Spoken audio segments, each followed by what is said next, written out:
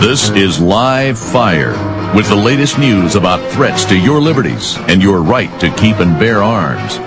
Our guests include elected and other public officials, journalists, citizen activists, and others who are fighting for the Bill of Rights, especially the Second Amendment. Greetings and welcome again to another edition of Live Fire on the Gun Owners News Hour. Very interesting guest for you today. Ed Peruta is a man I've just gotten acquainted with over the phone, but he has been on the front lines of the fight for the right to keep and bear arms. He's spent a career as an investigator, a lot of work with a Second Amendment attorney who's done a lot of self-defense gun cases. Ed Peruta is able to divide his time between Connecticut and California and will be able to fill us in a little bit on how the battle goes in both of those states. And it's interesting that Connecticut, of all places, Ed, has moved into the front line of patriots defending the Second Amendment in a most unexpected way. I must say, I did not see this one coming,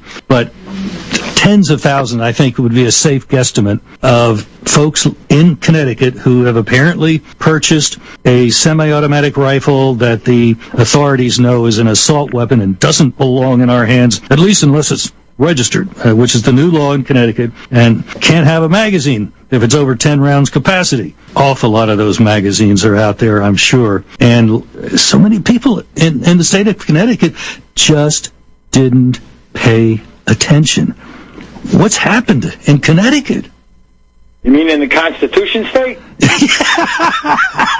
I see you have a very good sense of humor. Larry, first of all, I need to run something by very quickly, but I'm going to get into Connecticut and California, and so much to say and so little time to say it. Exactly. But Larry, I'd like to thank you and Gun Owners of America for the opportunity to participate in today's program. That's number one. Hopefully, my being your guest on the show will contribute something of a positive aspect to the program. I am a legal investigator for attorney Rachel M Baird, B-A-I-R-D, and she has a website, and we're getting a new website, and you're going to be able to get a lot of information there. I'm a director of Connecticut Carry, a nonprofit 501c4 organization involved in education and defending people's rights.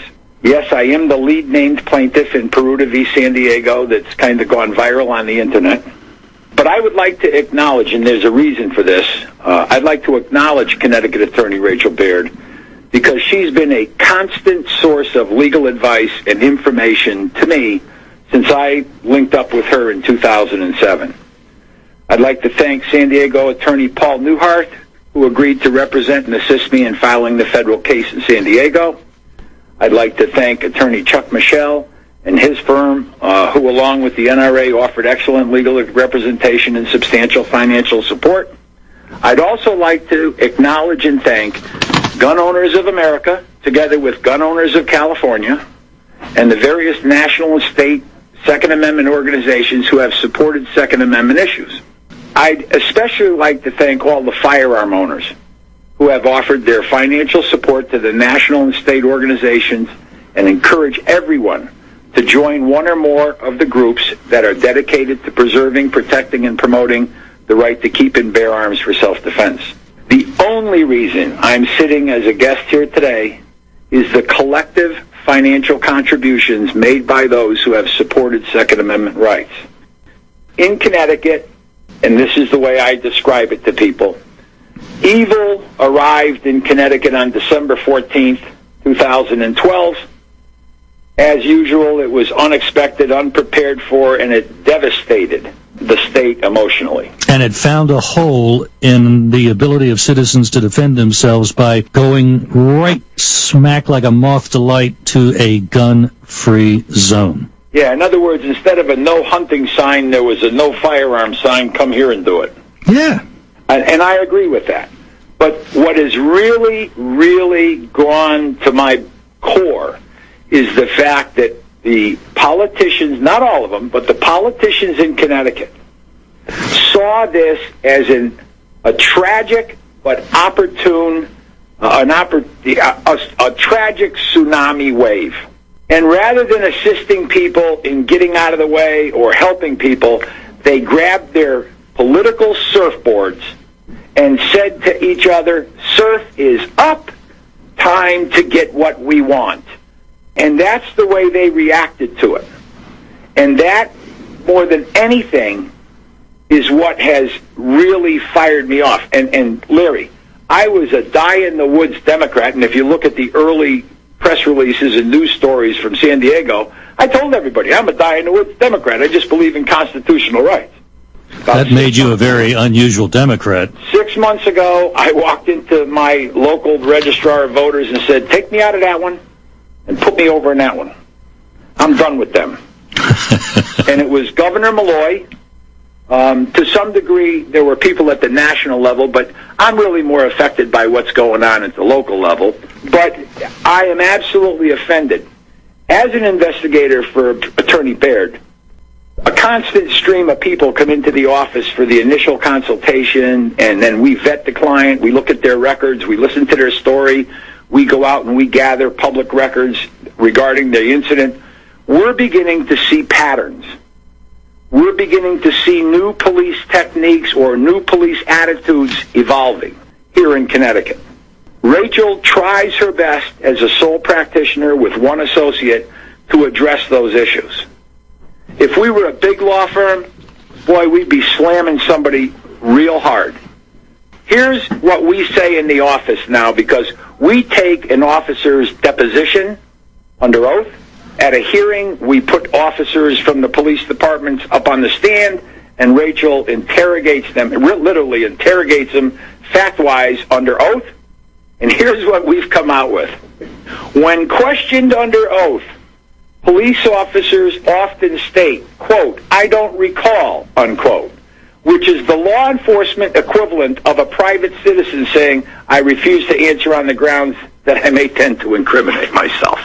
Mm-hmm. So the law enforcement Fifth Amendment is, I don't recall. Now, let me ask a question right there. If the officer can't recall, doesn't that elevate the weight of the opposing opinion? Well, we are currently involved in a case, and because of attorney-client privilege, I'm not going to be able to give you the names. That's fine. That's fine. But what happened was some firearms got seized. Police went into the house. They took the firearms out of the house. And in Connecticut, you have a right to a 14-day hearing like Ready. Talking with Ed Peruta, he is someone who has investigated many, many self-defense cases in conjunction with Rachel Baird, a Second Amendment attorney who does a lot of self-defense gun cases. And we were talking about, in some particular case in Connecticut, a guy had his guns cleaned out of his house, and if it's the same case that I'm thinking of, they didn't bother to show him a warrant. They don't need one anymore. Yeah, apparently, yeah. Nope. There is a case in Connecticut. It's the Nesbitt case, and the appellate. Well, let me back up for a minute. So, a supervising police officer is on the witness stand in what's called the 14-day hearing after a seizure.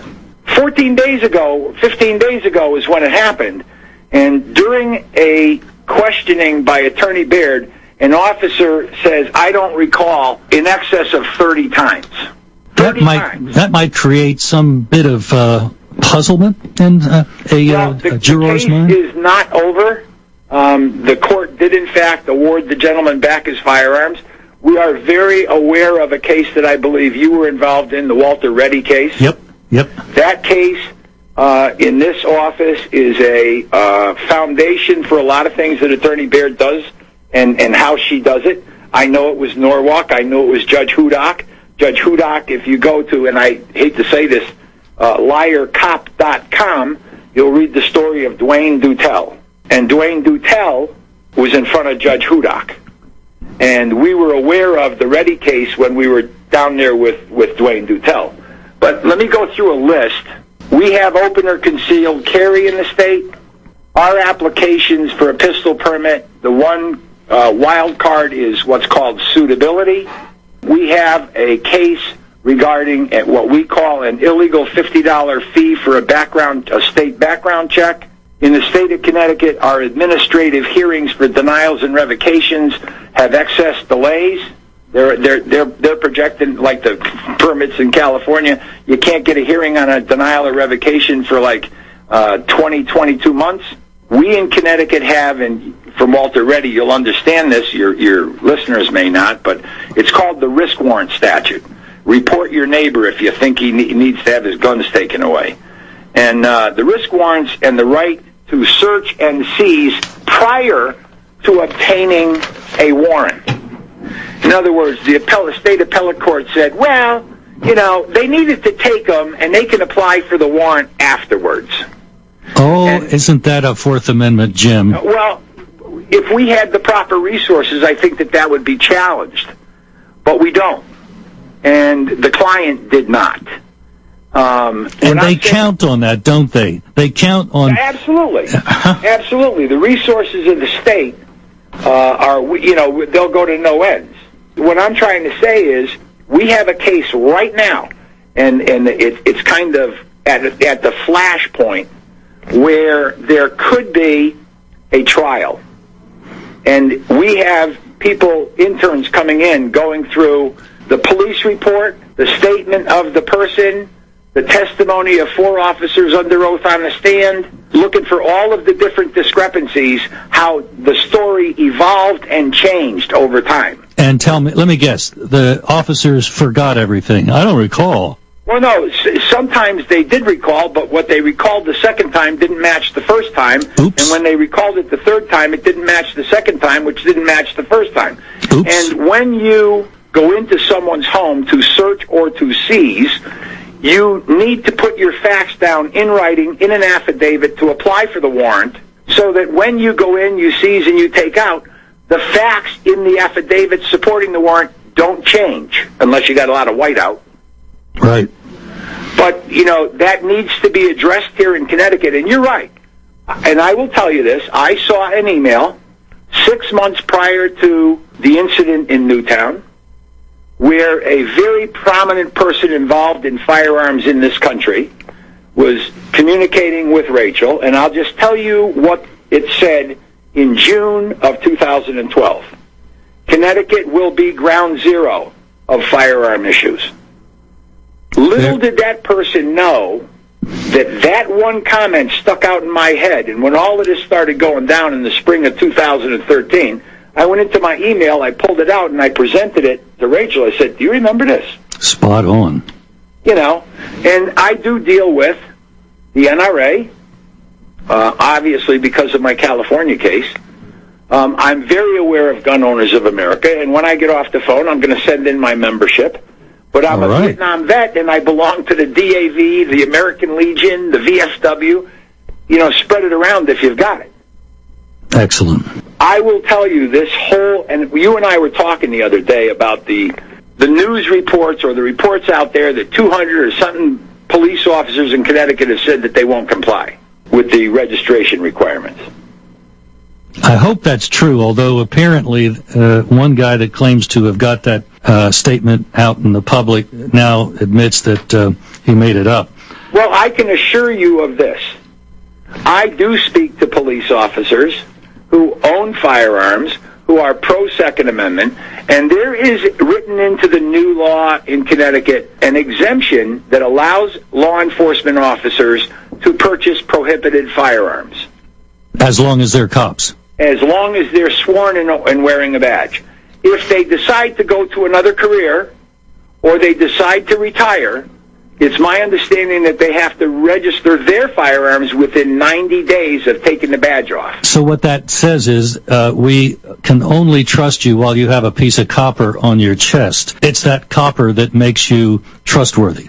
Rachel, the Connecticut Law Tribune had called Rachel Baird and asked her to do, they picked, I think, 14 lawyers in Connecticut to each do a prediction for 2014 on a different topic.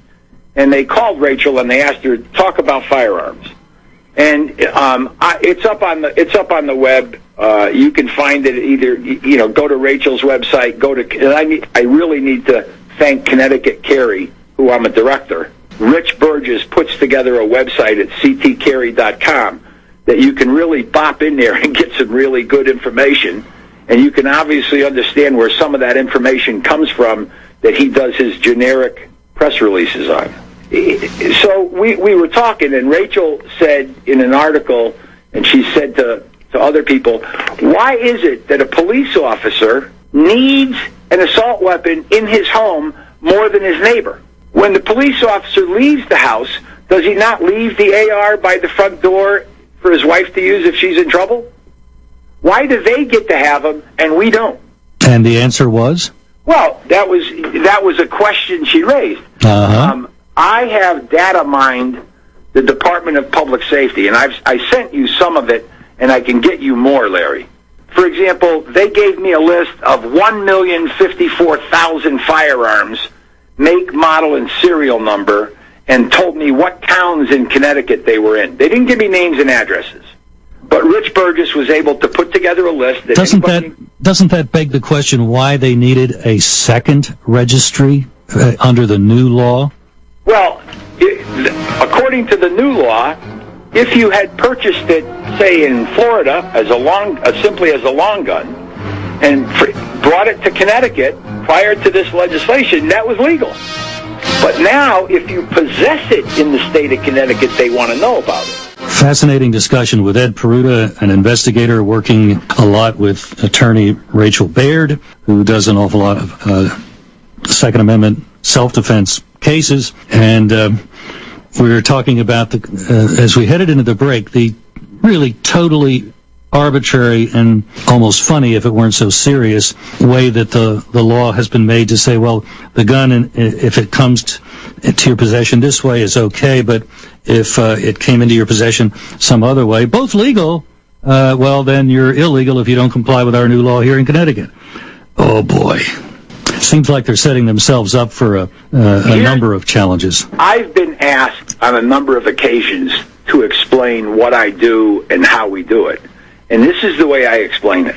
I believe, as an NRA instructor, and I authored my own course of instruction that was approved by the state police, because I go beyond safety. I actually get into what you should and shouldn't do. But I sit back and I say, a person who acquires a firearm, possesses a firearm, carries a firearm, needs to know the law, not just safety. And then you come to the police officers.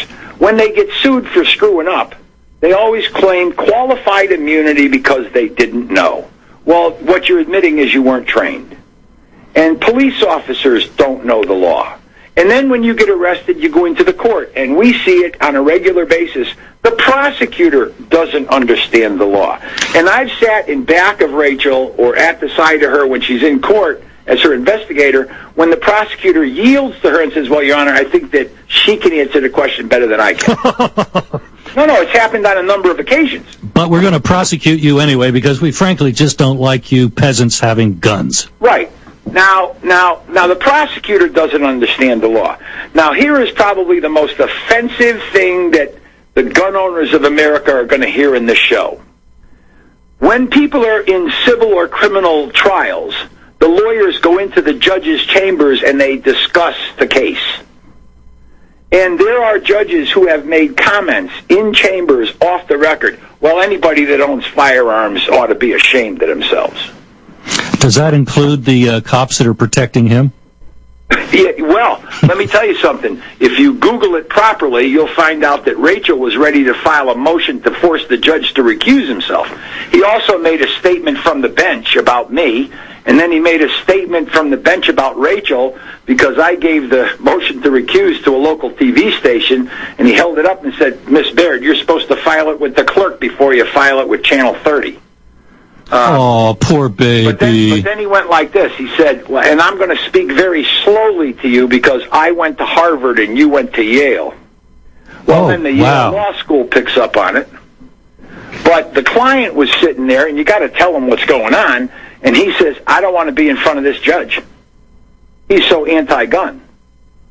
We have another client with a case going now where he stood next to Rachel through the entire process. There's a civil side and there's a criminal side to this issue.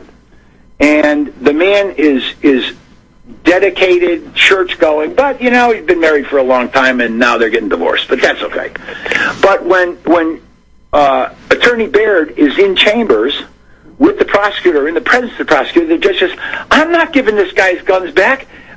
He looks scary. And he's never opened his mouth, Larry. Wow.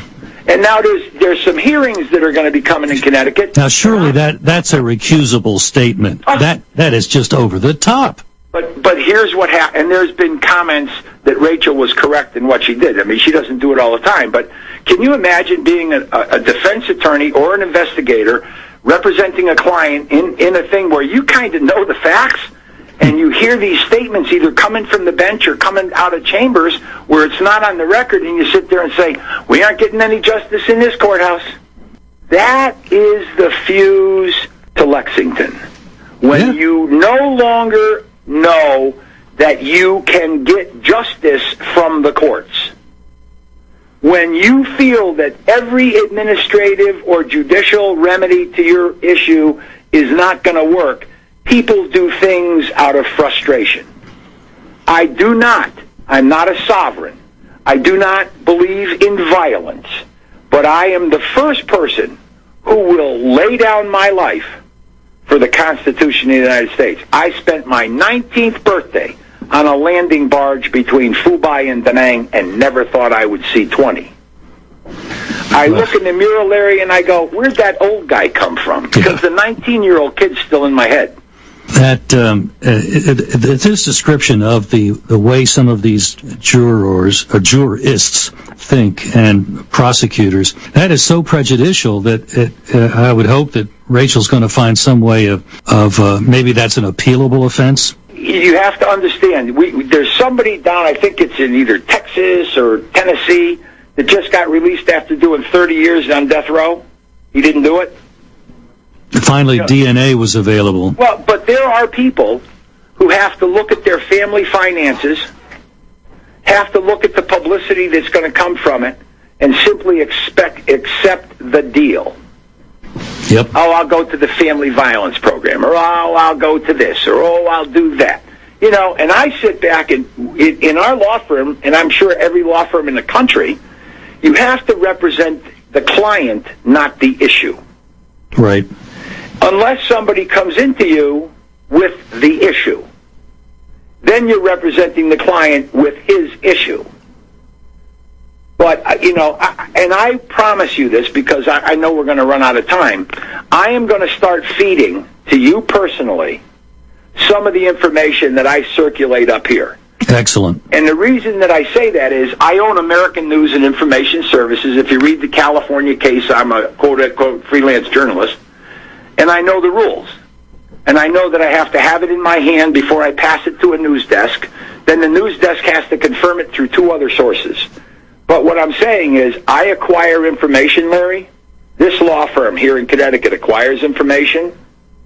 And we can make it generic in nature, feed it to Rich at Connecticut Carry. He puts it up on ConnecticutCarry.com. We do when the story was, and it went viral, when the lobbyist for gun owners in Connecticut came up to me and said, Ed, what do you think about an amnesty program for registering prohibited firearms? And I looked at him, I said, absolutely not. Excellent. And he said, what do you mean? I said, enforce it or repeal it. No alternative, nothing, no negotiation. And enforce it and suffer the consequences, and I sent you an email last night where Connecticut News Junkie had the numbers. There's like over 200 people who they weren't even able to come close to meeting the registration deadline, and our legislature goes till May 7th. If they don't repeal it or amend it by May 7th, then the people that were felons on January 1st are going to be felons on December 31st, and how many times does law enforcement let the crack house or the illegal massage parlor operate in town for a year? Well, now, do I want gun owners to be arrested, Larry? Absolutely not. But you know something? Eisenhower knew that somebody had to put their boots in the sands of Normandy.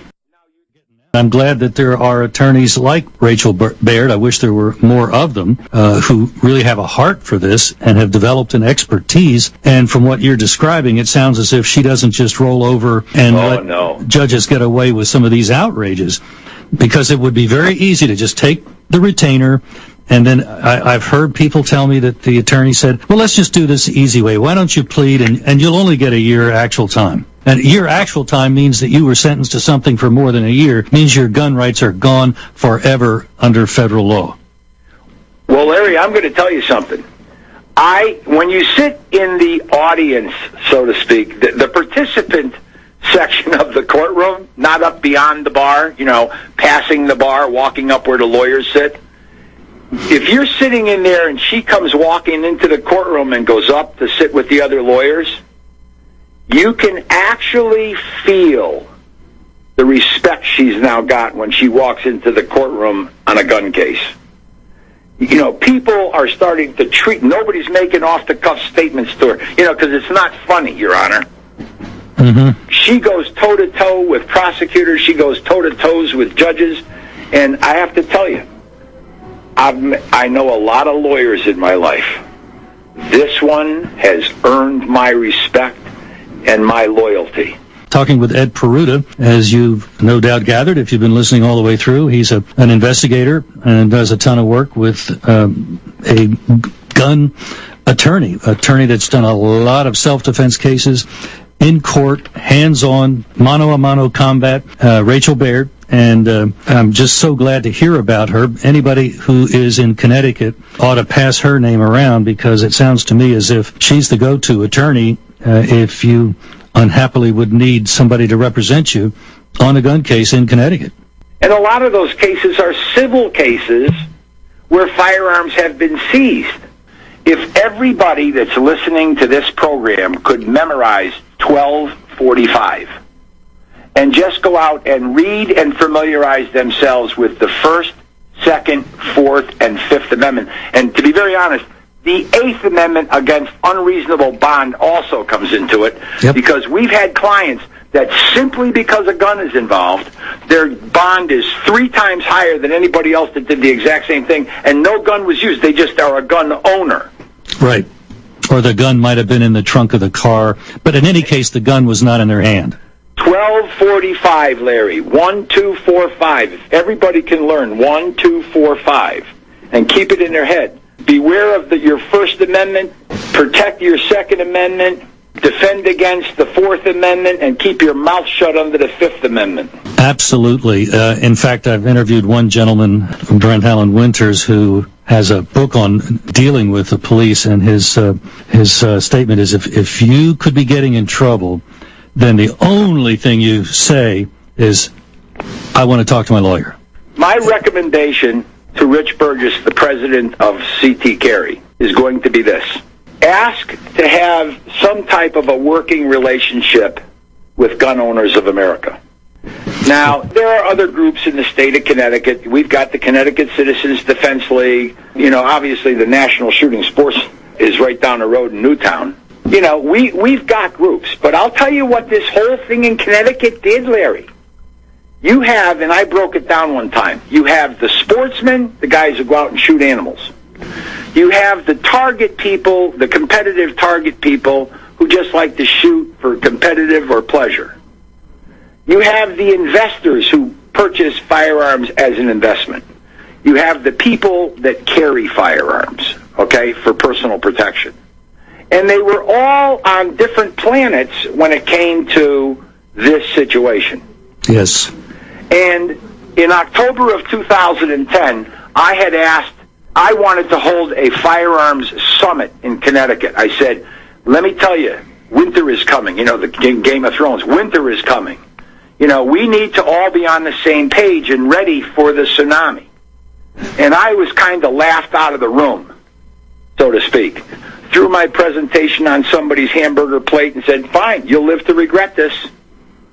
And I went off, and with Rich Burgess, we started Connecticut Carey. But I think that what I'm trying to say is we are now, there in Connecticut, everybody's in the same lifeboat. Well, good, because at least that is a positive development. I hear the word radicalization almost. They've been stirred up, and they realize that this is not tiddlywinks. The government actually thinks we are their subjects rather than they are employees. Right. And I will tell you, there is currently in the works a possibility of getting Rachel and I doing a live public access program with telephone lines coming into 6 small towns in Connecticut, but they are all in the shadow of the Capitol. And I know how to stir things up. I do know how to stir things up. But in Connecticut, you cannot find a radio, I'll walk into a radio station, small radio stations, let me buy 3 hours a week. I'll buy 3 hours a week. What does it cost? I'll raise the money. Connecticut Carry will raise the money. How much does it cost? We want a lengthy discussion. I get more out talking to you in this than I can get out in the state of Connecticut, Larry. That's a pity. That's one of the beauties of the Internet, because a lot of stations are increasingly either having an Internet component to their broadcast, over-the-air broadcast, or I've been doing interviews now with some increasing number that are strictly Internet. The Internet is quite capable of communicating among the people that need to hear the information. Yes, and I want to thank you for that, because I know. I was on public access and leased access for years. I know how much time it goes in to doing a 1-hour show. Everybody thinks you just walk in the door, sit down, and start talking. It doesn't happen that way. And I would like to thank you, Gun Owners of America. I'd like to thank everybody who supports you, because I know that you're probably looking at a couple of people right now, and I would like to personally thank them, even though I don't know them by name.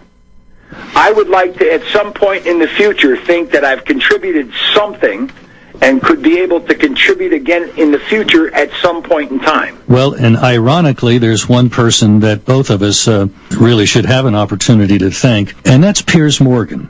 Because of Piers Morgan, we have what we call the Piers Morgan Memorial Endowment Fund. Because after I appeared on his show and his behavior was so over the top, our server crashed 3 times, and that built up our Piers Morgan Memorial Endowment Fund. It's not too many times that one guy can, in effect, give you over $1 million. By the same token, he gave us the Piers Morgan Memorial email list. And it was that email list that we were able, as it turned out, to light a fire under the NRA as we headed into the vote last year on the expansion of the background check. Yeah. And they came out and publicly opposed it when, in fact, that was a week after we had put out an email requesting that if you belong to the NRA, please call this guy and ask him to get them to do that. Well, a week later they did, and when the NRA did that, Senator Manchin had a news conference saying, "I've been betrayed. They've done a 180 on me. We were working together. What happened?"